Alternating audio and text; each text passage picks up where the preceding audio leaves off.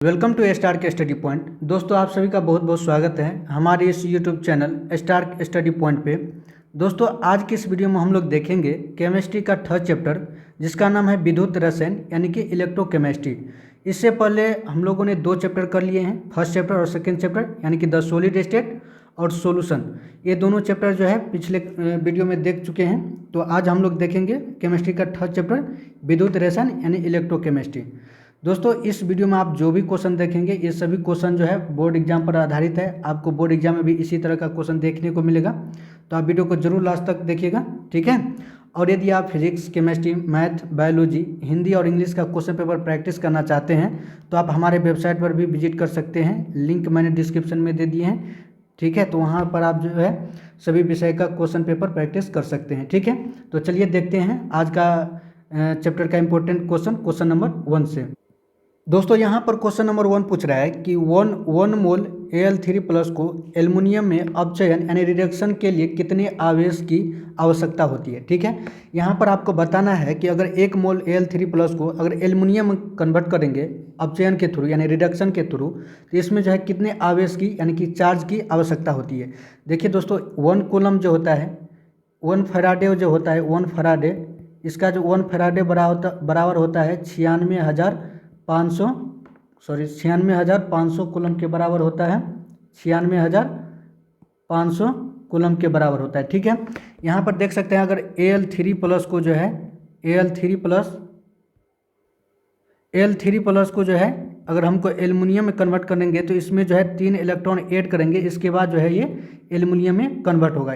यानी कि हमको जो है 3 इलेक्ट्रॉन का आवश्यकता पड़ेगा, यानी 3 इलेक्ट्रॉन चाहिए। तो 1 इलेक्ट्रॉन पर जो है चार्ज होता है 96, 1 इलेक्ट्रॉन का जो है अगर निकालेंगे इसका मान तो 96,500 कूलम होता है। इसीलिए जो है यहाँ पर जो हो जाएगा 3 × 3F के बराबर हो जाएगा इसका मान, ठीक है। तो यहाँ पर हो जाएगा 3F यानी कि 3 × 96,000, 3 × 96,500 कूलम, ठीक है। जब इसका जो आप मल्टीप्लिकेशन करेंगे तो अप्रोक्स वैल्यू जो आ जाएगा ये हो जाएगा 3 × 10⁵ कूलम के बराबर, ठीक है। तो ए का जो है सही आंसर होगा यहाँ पर ए, ठीक है। ए जो है इसका सही आंसर होगा। चलिए नेक्स्ट क्वेश्चन देखते हैं। नेक्स्ट क्वेश्चन है क्वेश्चन नंबर 2। क्वेश्चन नंबर 2 पूछ रहा है यहाँ पर, अगला क्वेश्चन है दोस्तों क्वेश्चन नंबर 2। क्वेश्चन नंबर 2 पूछ रहा है कि किसी सेल अभिक्रिया की साम्य अवस्था पर सेल का विद्युत वाहक बल होता है। तो देखिए दोस्तों जब किसी सेल में अभिक्रिया होता है तो इक्विलिब्रियम पर जो होता है इलेक्ट्रोमोटिव फोर्स क्या होता है, तो इलेक्ट्रोमोटिव फोर्स जो होता है 0 होता है, ठीक है, 0 के बराबर होता है। जब जो है सेल का रिएक्शन जो है इक्विलिब्रियम में रहता है तो उस समय जो है EMF यानी इलेक्ट्रोमोटिव फोर्स जिसको हिंदी में बोलते हैं विद्युत वाहक बल, ये जो है 0 होता है। तो 2 का जो है यहाँ पर सही आंसर हो जाएगा बी, 0 के बराबर हो जाएगा, ठीक है। तो चलिए नेक्स्ट क्वेश्चन देखते हैं क्वेश्चन नंबर 3। तीसरा क्वेश्चन है कि किसका ऑक्सीकरण विभव सबसे अधिक होता है, ठीक है। यहाँ पर आपको बताना है कि ऑक्सीडाइजिंग जो है पोटेंशियल, ऑक्सीकरण विभव जो है इनमें से सबसे ज़्यादा किसका होता है। देखिए यहाँ पर जिंक है, कॉपर है, सिल्वर है और मैग्नीशियम है। तो इसमें सभी में जो है ना सबसे वेरिएबल ऑक्सीडेशन स्टेट, सबसे मैक्सिमम दिखाने वाला ऑक्सीडेशन स्टेट होता है मैग्नीशियम का, ठीक है। तो यहाँ पर जो है सही आंसर होगा यहाँ पर मैग्नीशियम। मैग्नीशियम जो है इसका जो है ऑक्सीकरण विभव जो है सबसे ज़्यादा होता है, ठीक है। तो 3 का जो है सही आंसर हो जाएगा मैग्नीशियम, ठीक है। नेक्स्ट क्वेश्चन देखते हैं क्वेश्चन नंबर 4। क्वेश्चन नंबर 4 पूछ रहा है कि एक विद्युत अपघट्य, ठीक है, जो इलेक्ट्रोलाइट होता है तो इसमें क्या करता है, बेसिकली ये क्या करता है दोस्तों, एक इलेक्ट्रोलाइट विलयन में जो है यानी कि सॉल्यूशन में जटिल आयन बनाता है, जो कॉम्प्लेक्स आयन होता है। तो इलेक्ट्रोलाइट क्या करता है विलयन में सॉल्यूशन में जो है जटिल आयन को बनाता है, ठीक है। तो 4 का जो है सही आंसर होगा यहाँ पर ए, विलयन में जल आयन बनाता है, ठीक है। चलिए नेक्स्ट क्वेश्चन देखते हैं क्वेश्चन नंबर 5। क्वेश्चन नंबर 5 है कि प्रबल विद्युत अपघट्य वे है जो, यानी कि जो स्ट्रॉन्ग इलेक्ट्रोलाइट होता है वे बेसिकली क्या करता है दोस्तों, ये सभी तंतुओं पर जो है आयनों में विभक्त हो जाता है। यानी कि कंसंट्रेशन किसी भी सॉल्यूशन का कंसंट्रेशन या तो डाइल्यूट हो या कंसंट्रेशन हो, ठीक है, तो सभी सॉल्यूशन पर जो है सभी कंसंट्रेशन पर जो है ये आयन में विभक्त हो जाता है, टूट जाता है, ठीक है। तो वही जो है स्ट्रॉन्ग इलेक्ट्रोलाइट होता है, प्रबल विद्युत अपघट्य होता है। तो 5 का जो है आपका सही आंसर होगा यहाँ पर डी, सभी तनुताओं पर आयनों में विभक्त हो जाते हैं, ठीक है। चलिए नेक्स्ट क्वेश्चन देखते हैं, क्वेश्चन नंबर 6। क्वेश्चन नंबर 6 है कि गैल्वेनिक सेल में एनोड होता है। तो एनोड जो होता है दोस्तों ये ऋणात्मक इलेक्ट्रोड होता है। एनोड जो बना होता है ये जो है ऋणात्मक इलेक्ट्रोड होता है, ठीक है। तो 6 का जो है सही आंसर होगा यहाँ पर ए, ऋणात्मक इलेक्ट्रोड होता है। नेक्स्ट क्वेश्चन देखते हैं, क्वेश्चन नंबर 7 है। क्वेश्चन नंबर 7 है दोस्तों कि विद्युत धारा जब किसी चालक से इलेक्ट्रॉन के द्वारा प्रवाहित होती है तो चालक को क्या कहते हैं। देखिए दोस्तों इसमें बोल रहा है कि विद्युत धारा जो है इलेक्ट्रॉन के द्वारा होता है। तो इलेक्ट्रॉन के द्वारा जब विद्युत धारा प्रवाहित होता है दोस्तों तो उस चालक को बोलते हैं धात्विक चालक, ठीक है। तो धात्विक चालक वो होता है जिसमें जो है इलेक्ट्रॉन के द्वारा जो है विद्युत धारा प्रवाहित होता है।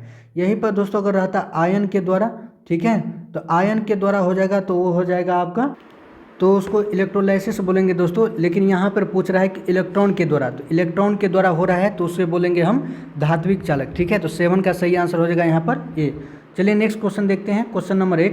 क्वेश्चन नंबर 8 है कि निम्नलिखित में कौन द्वितीयक सेल है। देखिए दोस्तों सेल जो है प्राथमिक सेल होता है और एक द्वितीयक सेल होता है।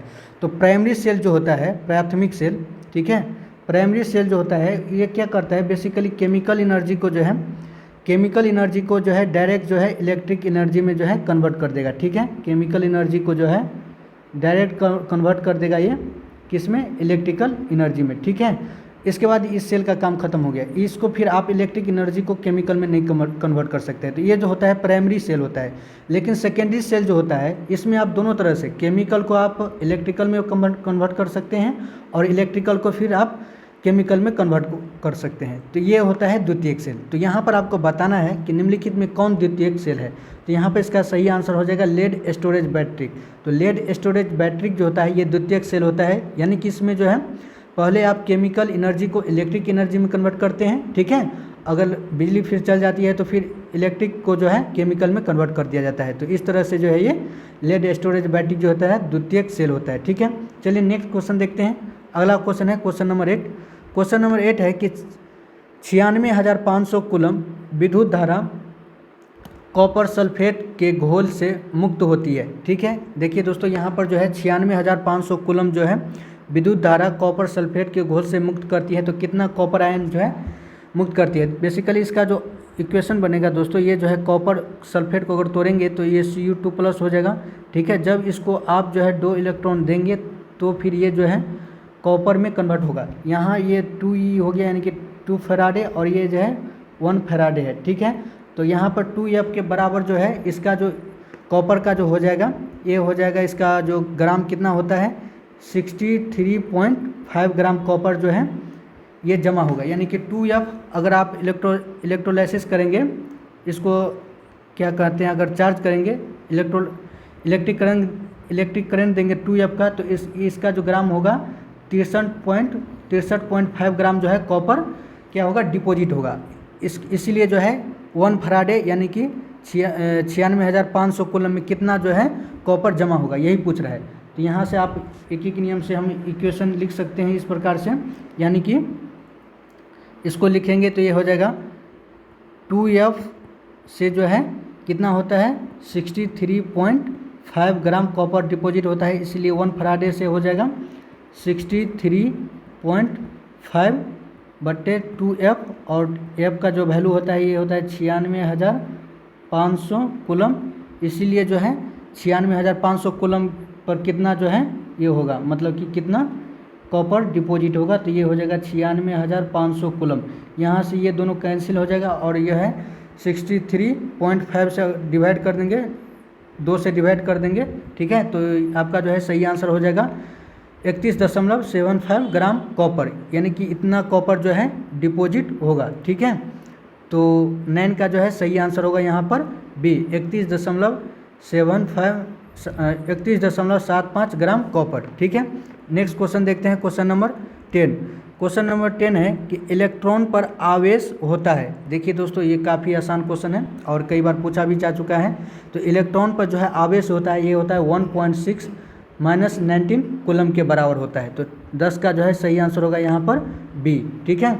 कई बार दोस्तों माइनस भी लगा रहता है यहाँ पर माइनस नहीं है, आप इनको याद रखिएगा, माइनस यहाँ पर रहना जरूरी है, ठीक है। लेकिन यहाँ पर नहीं दिया है तो फिर भी हम इसको टिक कर देंगे, ये सही आंसर है, ठीक है। चलिए नेक्स्ट क्वेश्चन देखते हैं। क्वेश्चन नंबर 11 है कि विशिष्ट प्रतिरोध की इकाई है, जो स्पेसिफिक रेसिस्टेंस होता है उसका यूनिट क्या होता है? तो उसका यूनिट होता है दोस्तों ओम मीटर। ओम मीटर होता है।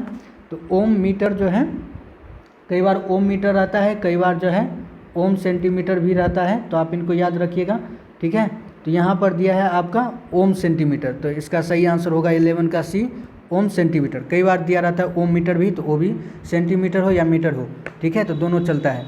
तो यहाँ पर सेंटीमीटर दिया है, तो इसलिए 11 का जो है सही आंसर हो जाएगा सी, ओम सेंटीमीटर, ठीक है। नेक्स्ट क्वेश्चन देखते हैं। अगला क्वेश्चन है क्वेश्चन नंबर 12 कि विद्युत अपघटन के नियम दिए थे, ठीक है। जो इलेक्ट्रोलाइसिस का जो नियम है दोस्तों किसने दिए थे? तो ये नियम दिए थे फराडे ने, ठीक है। तो 12 का जो है सही आंसर होगा यहाँ पर सी, फराडे ने। नेक्स्ट क्वेश्चन देखते हैं। क्वेश्चन नंबर 13 है, 13 नंबर क्वेश्चन है कि फराडे का प्रथम नियम है। तो फराडे का प्रथम नियम क्या है दोस्तों? फराडे का प्रथम नियम है M=ZIT, ठीक है। जहाँ पे मास है डिपॉजिट मास है, Z है जो है इलेक्ट्रोकेमिकल इक्विवेलेंट है, और I जो है इलेक्ट्रिक करेंट है, और T जो है टाइम है। तो यहाँ पर देखते हैं ऑप्शन में देखिए दोस्तों E=mc² अगर हो रहता तो ये हो जाता है आइंस्टीन का जो है रिलेटिव इक्वेशन जो है इसका है, ये हो जाता। लेकिन ये इसका जो है फराडे ये लॉ नहीं दिया था, ये आइंस्टीन ने दिया था। E=hν है दोस्तों, ये जो है आप फोटो इलेक्ट्रिक इफेक्ट में पढ़ते हैं, जो फोटोन का एनर्जी होता है ये hν के बराबर होता है, तो ये फराडे ने नहीं दिया था। और ये रह गया PV=nRT, ये जो है आइडियल गैस इक्वेशन है, तो ये भी नहीं होगा। तो यहाँ पर जो है सही आंसर हो जाएगा आपका बी, M=ECT, जहाँ E जो है इलेक्ट्रोकेमिकल इक्विवेलेंट है, और C जो है यहाँ पर कूलम चार्ज है, या तो इलेक्ट्रिक करंट भी हो सकता है यहाँ पर, और T जो है समय है, ठीक है। तो फैराडे का जो नियम है, तो इसका सही आंसर होगा बी, M=ECT के बराबर, ठीक है। कई बार ZIT भी रहता है, तो दोनों एक ही बात हुई, ठीक है। तो चलिए नेक्स्ट क्वेश्चन देखते हैं। क्वेश्चन नंबर 14, 14 नंबर क्वेश्चन पूछ रहा है यहाँ पर कि विद्युत रासायनिक तुल्यांक का मात्रक है। तो विद्युत रासायनिक तुल्यांक का जो मात्रक होता है ये होता है ग्राम पर कूलम, ठीक है। तो 14 का जो है सही आंसर होगा यहाँ पर सी, ग्राम पर कूलम। नेक्स्ट क्वेश्चन देखते हैं। अगला क्वेश्चन है क्वेश्चन नंबर 15 कि एक फराडे होता है। तो एक फराडे पर आपको बताए थे कि लगभग जो है 96,500 कूलम के बराबर होता है 1 फराडे। देखिए दोस्तों यहाँ पर भी दिया है और यहाँ पर भी दिया है, लेकिन यहाँ पर दिया है कुल लगभग, तो ये लगभग है दोस्तों, सही में इसका सही आंसर हो जाएगा सी, क्योंकि जो है 1 फराडे जो होता है ये 96,500 कूलम जो है अप्रॉक्स वैल्यू है, लगभग बराबर है। तो ये आपको जो है एग्जाम में सिली मिस्टेक करवा सकता है, तो आप जो है ऑप्शन को ज़रा गौर से देखिएगा। यहाँ पर भी सही है, लेकिन यहाँ पर लगभग लगा दिया है ना, तो ये बेटर सही हो गया, क्योंकि 96,000 जो है 96,500 ये जो है अप्रॉक्स वैल्यू होता है 1 फराडे का, ठीक है। तो 15 का सही आंसर होगा यहाँ पर सी। चलिए नेक्स्ट क्वेश्चन देखते हैं। क्वेश्चन नंबर 16 है। 16 नंबर क्वेश्चन है कि फराडे की इकाई है। तो फराडे की इकाई जो है दोस्तों कूलम पर मोल है, ठीक है। तो 16 का जो है सही आंसर होगा यहाँ पर सी। नेक्स्ट क्वेश्चन देखते हैं। अगला क्वेश्चन है क्वेश्चन नंबर 17 है कि सेल स्थिरांक होता है। तो सेल स्थिरांक जो है दोस्तों L/A के बराबर होता है, ठीक है। तो 17 का जो है सही आंसर होगा यहाँ पर ए, L/A के बराबर। नेक्स्ट क्वेश्चन देखते हैं। अगला क्वेश्चन है क्वेश्चन नंबर 18 कि विलयन की चालकता समानुपाती होता है, यानी कि जो सॉल्यूशन जो है दोस्तों इसका जो कंडक्टिविटी होता है इस किसके समानुपाती होता है। तो ये जो है आयनों की संख्या, जो जितना किसी भी सॉल्यूशन में जितना फ्री आयन होगा तो उसका चालकता, उस सॉल्यूशन का जो चालकता है उतना ही अधिक होगा। तो आप देख सकते हैं, तो विलयन की जो चालकता है ये किस पर डिपेंड करता है, ये डिपेंड करता है आयनों की संख्या पर। जो जितना फ्री आयन रहेगा सॉल्यूशन में तो उस सॉल्यूशन का जो है चालकता उतना ही ज़्यादा होगा। तो 18 का जो है सही आंसर होगा यहाँ पर भी, आयनों की संख्या पे। नेक्स्ट क्वेश्चन देखते हैं। अगला क्वेश्चन है क्वेश्चन नंबर 19 नंबर क्वेश्चन है कि निम्न में से सबसे अच्छा विद्युत का सुचालक है। तो इन सभी में दोस्तों विद्युत का जो है सबसे अच्छा सुचालक है ये है ग्रेफाइट, ठीक है। तो ग्रेफाइट जो होता है विद्युत का अच्छा सुचालक होता है। तो 19 का जो है सही आंसर होगा यहाँ पर बी। और ये दोस्तों काफ़ी इंपॉर्टेंट क्वेश्चन है और कई बार पूछा भी जा चुका है एग्जाम में, तो आप इनको याद रखिएगा। ग्रेफाइट जो होता है ये विद्युत का सुचालक होता है। नेक्स्ट क्वेश्चन देखते हैं क्वेश्चन नंबर 20 क्वेश्चन नंबर 20 है कि विद्युत अपघटन में निक्षेपित आयनों की मात्रा निर्भर नहीं करती है। यानी कि दोस्तों जब किसी आप इस सॉल्यूशन का जो इलेक्ट्रोलाइसिस करते हैं तो उस पर जो आयन निकलता है, तो ये आयन जो है, आयन की मात्रा किस पर निर्भर नहीं करती है। तो इसका सही आंसर होगा प्रतिरोध पर। तो रेसिस्टेंस पे जो है आयनों की संख्या निर्भर नहीं करती है, आयन की मात्रा निर्भर नहीं करते हैं जब आप सॉल्यूशन को जो है इलेक्ट्रोलाइसिस करते हैं तब। तो 20 का जो है सही आंसर होगा यहाँ पर ए, प्रतिरोध पर। नेक्स्ट क्वेश्चन देखते हैं। क्वेश्चन नंबर है 21 नंबर क्वेश्चन है कि सेल जिसमें रासायनिक ऊर्जा विद्युत ऊर्जा में बदलती है उसे कहते हैं। जब दोस्तों केमिकल एनर्जी जो है इलेक्ट्रिक एनर्जी में कन्वर्ट होता है तो उस सेल को क्या बोलते हैं, तो उस सेल को कहते हैं गैल्वेनिक सेल। गैल्वेनिक सेल वो सेल होते हैं जिसमें जो है आप केमिकल एनर्जी को जो है इलेक्ट्रिक एनर्जी में कन्वर्ट करते हैं। तो 21 का जो है सही आंसर होगा यहाँ पर बी, गैल्वेनिक सेल। ठीक है, नेक्स्ट क्वेश्चन देखते हैं। अगला क्वेश्चन है क्वेश्चन नंबर 22 कि निम्नलिखित में से प्रबल ऑक्सीकारक कौन है। जो स्ट्रॉन्ग ऑक्सीडाइजिंग एजेंट कौन है दोस्तों, तो स्ट्रॉन्ग ऑक्सीडाइजिंग एजेंट इन सभी में जो है फ्लोरीन होता है, सबसे प्रबल ऑक्सीकारक होता है। ठीक है, ये काफ़ी इंपॉर्टेंट क्वेश्चन दोस्तों, ये भी क्वेश्चन जो है कई बार एग्जाम में रिपीट हो चुका है, तो आप इनको याद रखिएगा। ठीक है, तो प्रबल जो है ऑक्सीकारक है ये है फ्लोरीन। ठीक है, तो 22 का सही आंसर होगा यहाँ पर डी। नेक्स्ट क्वेश्चन देखते हैं। अगला क्वेश्चन है, तो यहाँ तक जो है क्वेश्चन, ये लास्ट क्वेश्चन था दोस्तों, आज की इस वीडियो का जो है लास्ट क्वेश्चन था ये। तो उम्मीद करता हूँ आपको ये वीडियो पसंद आया होगा। अगर वीडियो पसंद आया है तो वीडियो को लाइक कीजिए, चैनल को सब्सक्राइब कर लीजिए। ठीक है, और आगे आप लोगों का और भी चैप्टर का हम लोग प्रैक्टिस करवाएंगे, तो आप हमारे वीडियो जरूर देखते रहिएगा। ठीक है, यहाँ तक देखने के लिए आप सभी को बहुत बहुत धन्यवाद।